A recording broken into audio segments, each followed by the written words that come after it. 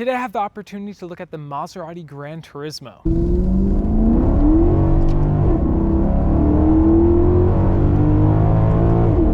I'm gonna look around this beautiful car. We're gonna check out the Ferrari-derived V8 engine, and we'll even take it for a drive.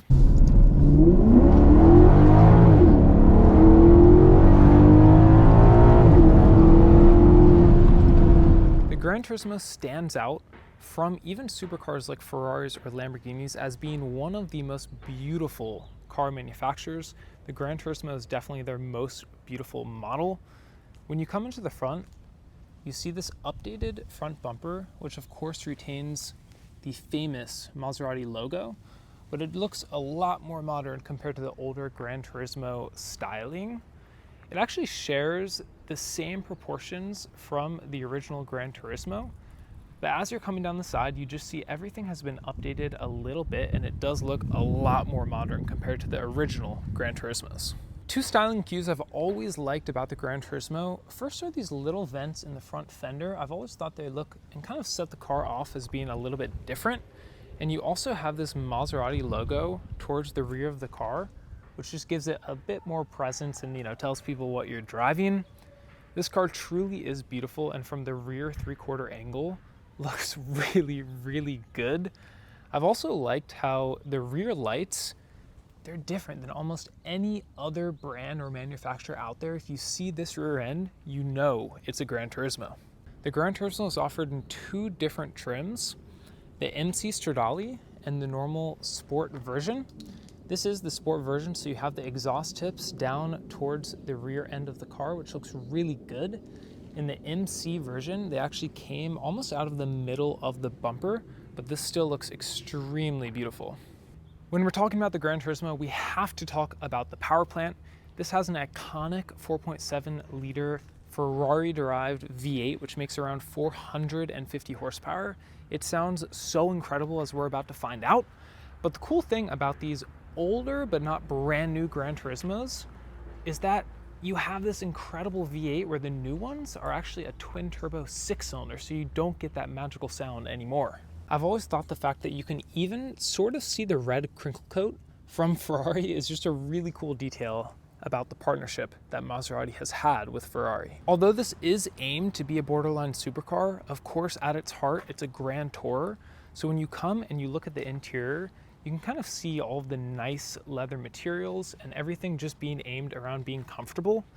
These later Gran Turismos have really beautiful looking seats compared to the earlier style.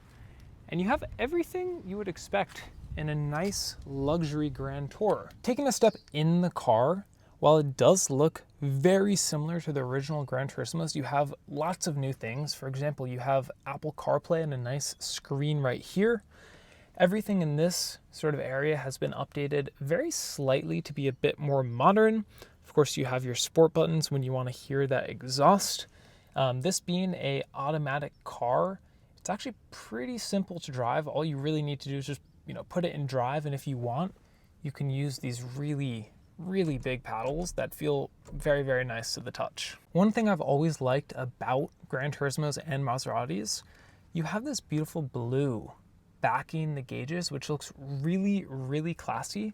And of course, you have this nice sort of statement piece Maserati clock in the middle. Although this is likely going to be just a two-seater, two-person car, Maserati does put some back seats in the back, and you can see they look quite nice, and you can fit some different things in there. You can see the owner had a little baby seat even in there. Another nice thing about the Gran Turismo is its practicality. I just showed you the rear seat space that you have, but you also have a pretty big trunk in the back. So weekend getaways or even week getaways are no problem at all. This being a 2018 model year Gran Turismo, you kind of have the best of everything. You have the updated styling. You still retain the amazing 4.7 liter Ferrari-derived V8, but all the early kinks in the early 2010s with the single clutch transmission have been worked out. So this is a normal automatic transmission that won't really cause you any problems. And overall, you have a great car, some updated tech, and something that looks the part, sounds the part, and isn't too incredibly unaffordable.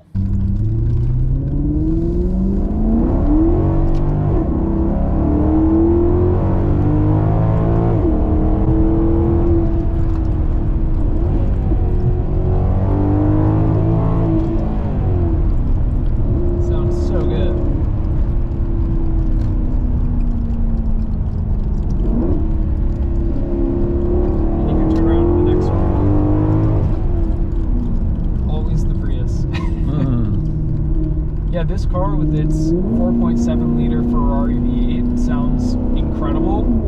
The fact that you now have a proper automatic transmission that's not going to give you issues, you have all of the new technology, is just sort of the icing on the cake. But the fact that you can get this car for $40,000, $45,000, $50,000 and you can have a Maserati, a Ferrari engine, and something that's not going to be crazy unreliable is just ridiculous.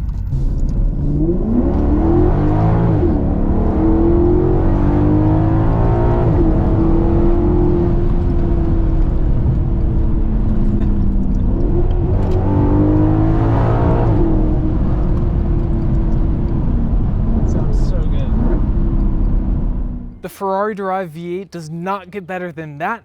If you are interested in this specific car, check out the link in my description. Thanks for watching. Many more to come.